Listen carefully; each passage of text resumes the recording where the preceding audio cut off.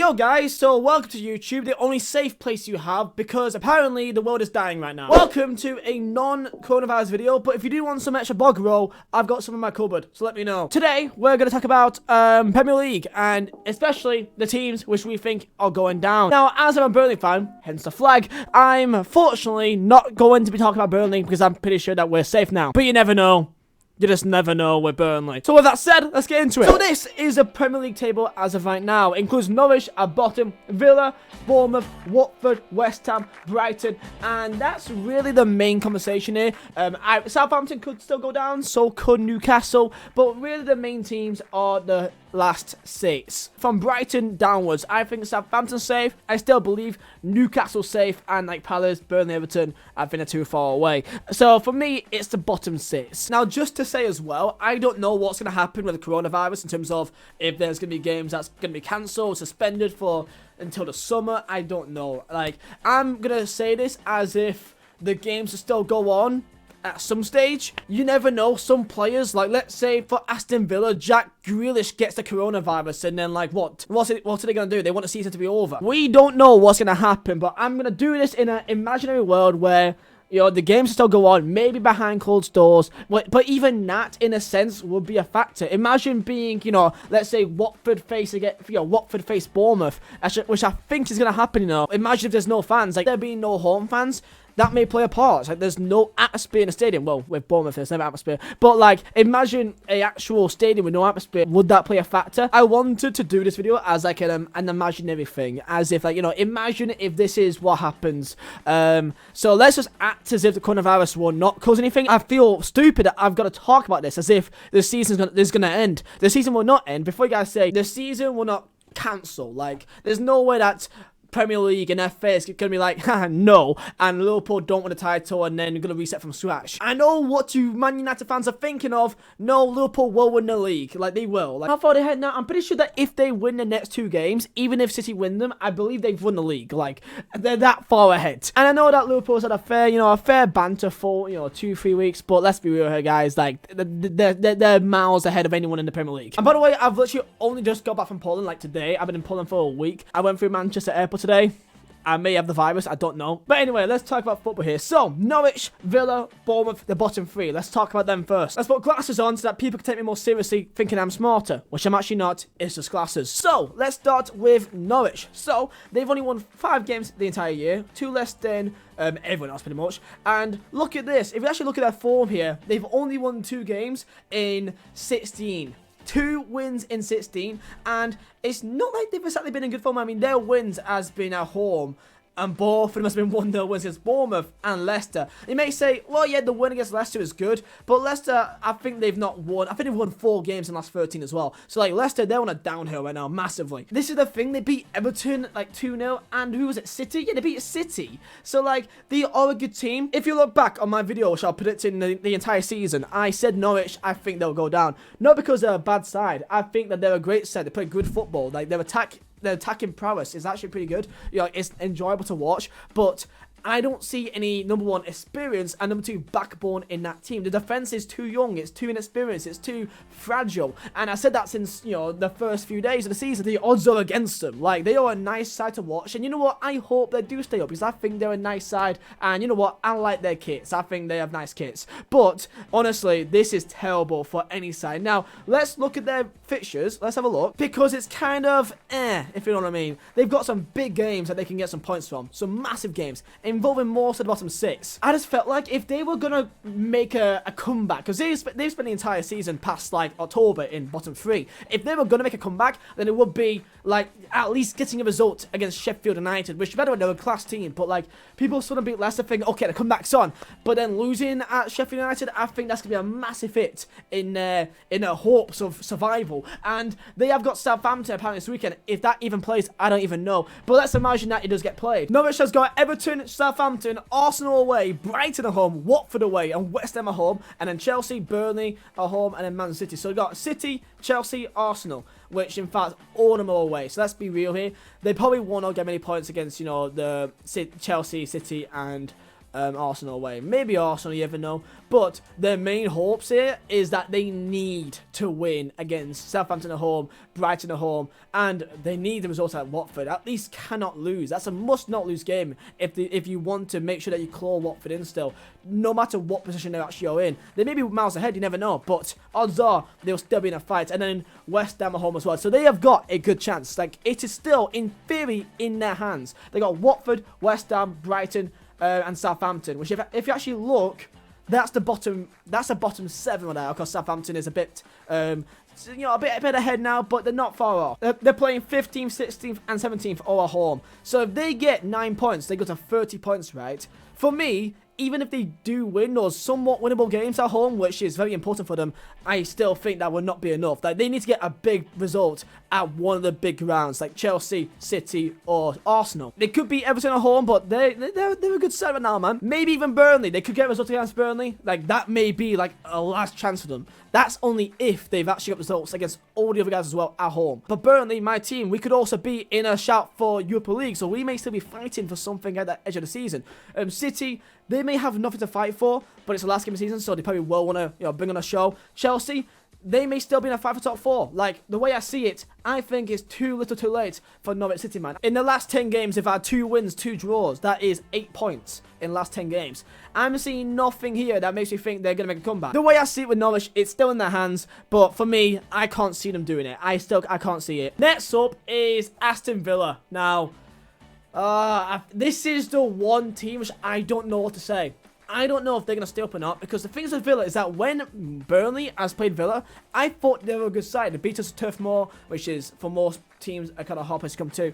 And when we faced them at Villa Park, we drew, but they were a good side. They played good football. McGinn, I believe, has been injured for more season. I think he's coming back soon. But for me, it's kind of similar to Norwich, that there's a lot of inexperience in this level for most of these players. I still think that they can do it, but I mean, let's have a look at their fixtures and see if it, holds them well. Because I mean, they've lost 4 in a row. Bournemouth away, massive, like your 3 points lost there, and then Tottenham at home. Okay, that's we can accept that. Then there's Southampton away, massive 3 points chucked again, and then there's Leicester away, 4-0 loss. And that's just embarrassing. And from what I can see from most Villa fans, most don't have hope. Most do not have hope for Aston Villa this year at all. Big win against Watford, like last minute scenes. Imagine if they didn't get that. As well, where Brighton is nice. It seems like they do pick up points against the sides around them. So for example, they beat Norwich, but they also lost away at Watford. It seems like they're a lot better at home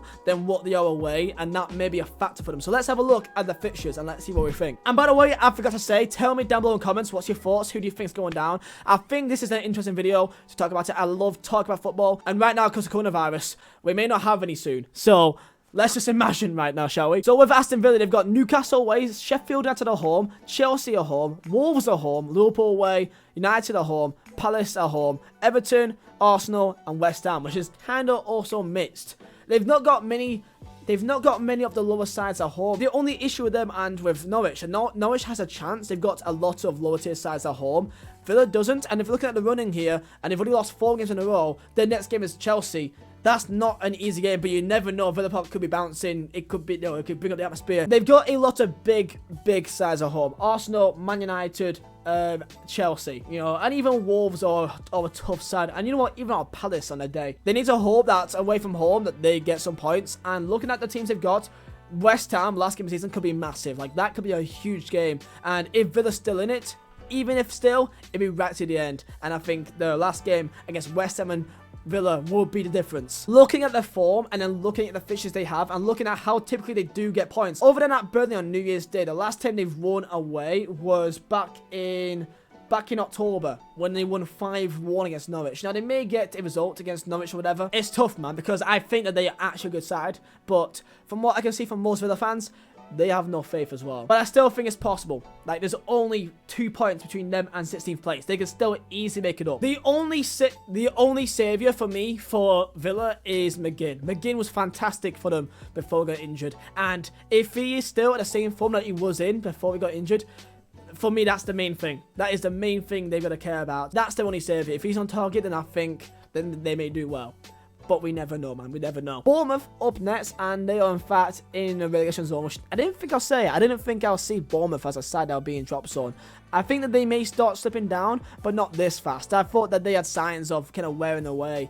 The kind of magic of Bournemouth kind of being found out a bit, but I'm surprised that they've kind of dropped this low so fast, and that is, they are still lower points though, with 16th, like they aren't technically in the drop zone, but they are just by goal different. Their form though has dipped. In last 10 games, they've won 2, drawn 2. The same thing as Villa, to be fair. And their only wins were back-to-back against Brighton at home and Aston Villa. So pre-fair, they seem to get results against lower sides, and both of them are in fact at home. So again, home seems to be a massive part of this. I rate Bournemouth as a team, and for me, with the team that they have and the experience they have as well, for me, I can't see Bournemouth going down. Let's have a quick look at the fixtures. They got Crystal Palace at home, Wolves away, Newcastle at home, Man United away, Spurs at home, Leicester home, City away, Southampton at home, and Everton. So Southampton home, that could be a massive game from that. Southampton at that stage may have nothing to play for. Leicester are still in free fall other than that Villa game, so you never know, that they may still be a bit weak in that game. I think the games against Palace at home and Newcastle could be quite big. Like, I think they need points quickly in the next few games, because right now they are in somewhat okay form. Again, good results against Chelsea at home, and then they did quite well against Liverpool. I still think that they could survive. I think they got some quality in them.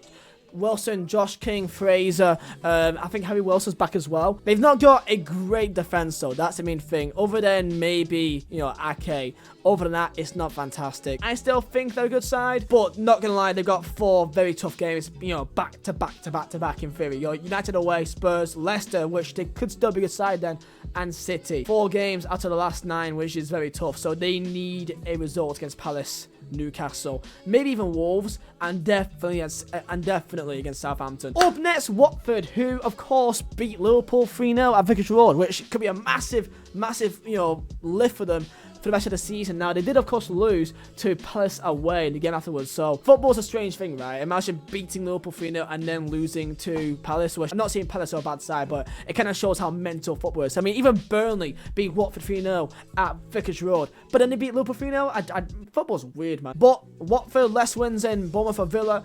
Form, though, in the last couple of weeks has been very, very good. In the last 10 games, or let's say 11 games, they've won, in fact, 5 and they've drawn 3, which is great. That's like mid-table, somewhat even like 8th place form. That is great. In those games, it had United at home, it had Villa at home, it had Wolves at home, even Bournemouth away they also beat, and then of course Liverpool home. So again, home is a massive thing for them. Other than Everton, all of their L's has come away from home, from Villa, from Man United, and also from Crystal Palace. For me, looking at the form of what, Nigel Pearson has done, I mean, look at that. In the first 17 games, they won only 1 game. Like, that is beyond bad. That's beyond bad, man.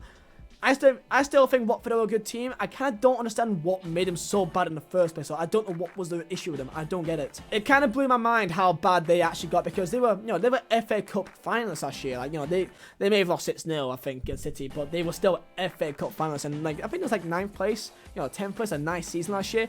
The fact they dropped so badly was shocking to me. Last game's got Leicester at home, Burnley away, Southampton at home, Chelsea away, Norwich at home, Newcastle at home, West Ham away, City and Arsenal. So the last 2 games are quite hard.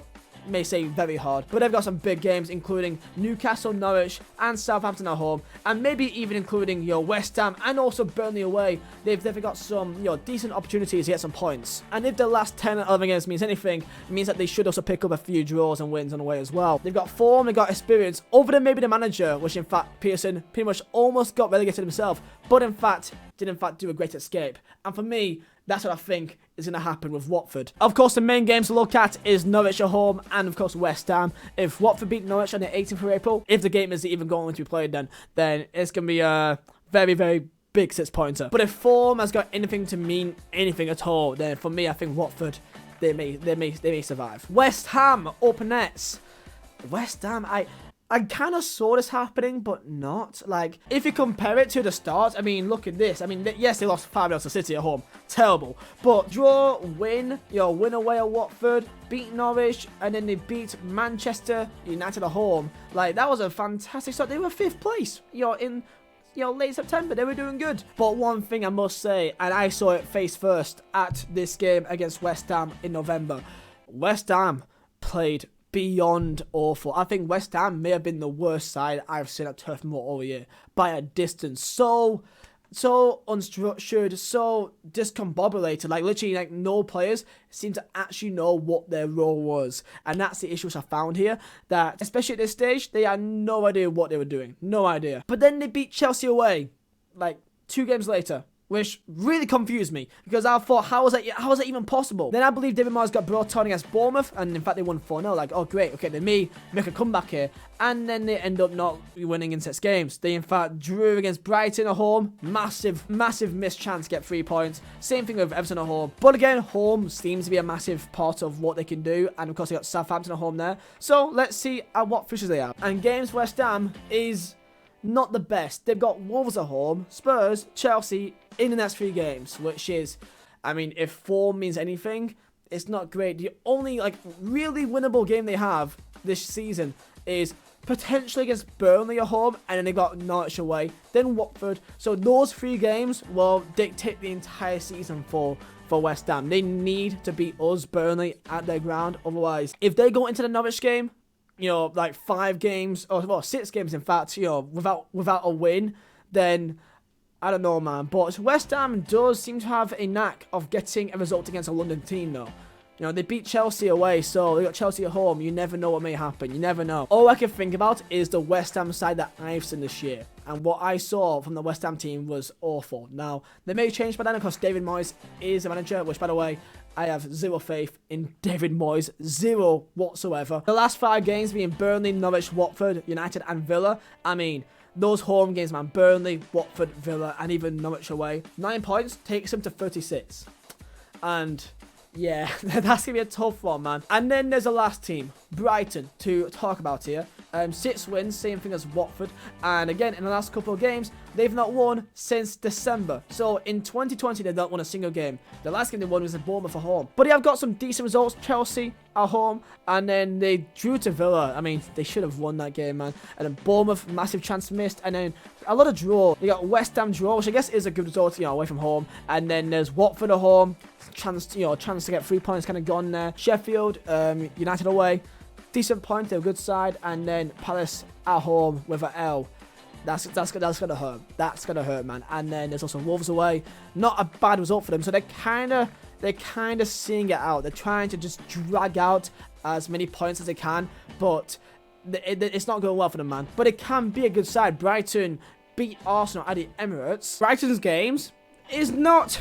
I mean, you can see here it's not really great. Leicester away. Arsenal, United, and Liverpool all home. So fortunately for them, I guess it's fortunately that they're not playing away from home against these big sides, so that could maybe help. But then the teams which you would expect them to maybe get a point from, they're all away. They've got Norwich away, they've got Southampton away, and they've got Burnley away. I guess Newcastle home, they could also get results, but even they aren't hard. So they've got Leicester, Arsenal, United, Norwich, Liverpool, and City in that 6 games. Then after that, they've got Southampton away. Not exactly, you know, great either. Then Newcastle home, and then Burnley away.